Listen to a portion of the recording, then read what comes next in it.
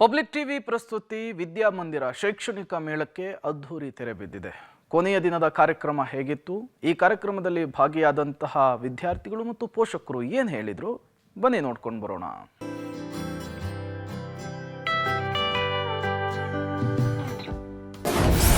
ವಿದ್ಯಾಮಂದಿರ PG ಶೈಕ್ಷಣಿಕ ಮೇಳಕ್ಕೆ ಅದ್ಧೂರಿ ತೆರೆ.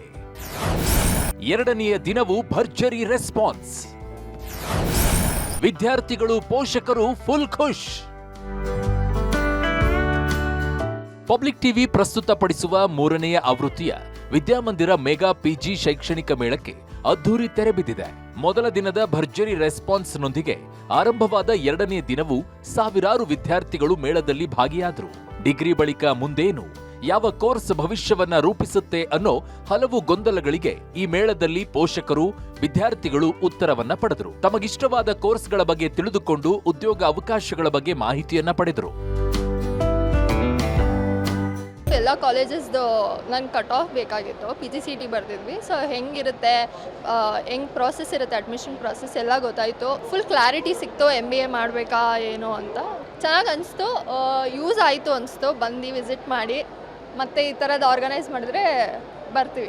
ಮಲ್ಲೇಶ್ವರದ KC ಜನರಲ್ ಆಸ್ಪತ್ರೆಯ ಮುಂಭಾಗದ ಸರ್ಕಾರಿ ಶಾಲೆ ಆವರಣದಲ್ಲಿ 2 ದಿನಗಳ ಕಾಲ ನಡೆದ ಶೈಕ್ಷಣಿಕ ಮೇಳದಲ್ಲಿ 42ಕ್ಕೂ ಹೆಚ್ಚು ಶೈಕ್ಷಣಿಕ ಸಂಸ್ಥೆಗಳು ಭಾಗಿಯಾಗಿದ್ದವು.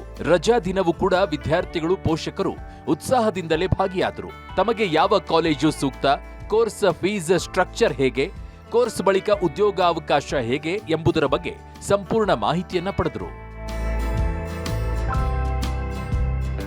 ಈ ಥರ ನೋಡಿದ್ರೆ ಎಲ್ಲ ಕಾಲೇಜ್ಗೂ ನಾವು ಒಬ್ಬೊಬ್ಬರೇ ಓಡಾಡೋದು ಕಷ್ಟ ಆಗುತ್ತೆ. ಬೆಂಗಳೂರಲ್ಲಂತೂ ಈ ಟ್ರಾಫಿಕಲ್ಲಿ ಅದು ಒಂದೇ ಕಡೆ ಇರೋದ್ರಿಂದ ತುಂಬ ಒಳ್ಳೆಯದಾಗತ್ತೆ. ಎಲ್ಲ ಕಡೆಯೂ ಚೆನ್ನಾಗಿ ಎಕ್ಸ್ಪ್ಲೈನ್ ಮಾಡ್ತಾರೆ, ಚೆನ್ನಾಗಿ ಹೇಳ್ತಾರೆ. ಕಾಲೇಜ್ ಮಕ್ಕಳಿಗೆಲ್ಲ ತಿಳಿಸಿ ಹೇಳ್ತಾರೆ ಯಾವ ಥರ ಇದೆ, ಹಾಸ್ಟೆಲ್ಸ್ ಫೆಸಿಲಿಟಿ, ಕಾಲೇಜ್ ಫೆಸಿಲಿಟಿ ಎಲ್ಲನೂ ಹೇಳ್ತಾರೆ. ನಮ್ಮ ಮಕ್ಕಳಿಗೆ ಐಡಿಯಾನೂ ಬರುತ್ತೆ, ಪೇರೆಂಟ್ಸ್ಗೂ ಗೊತ್ತಾಗುತ್ತೆ, ಎರಡೂ ಗೊತ್ತಾಗುತ್ತೆ.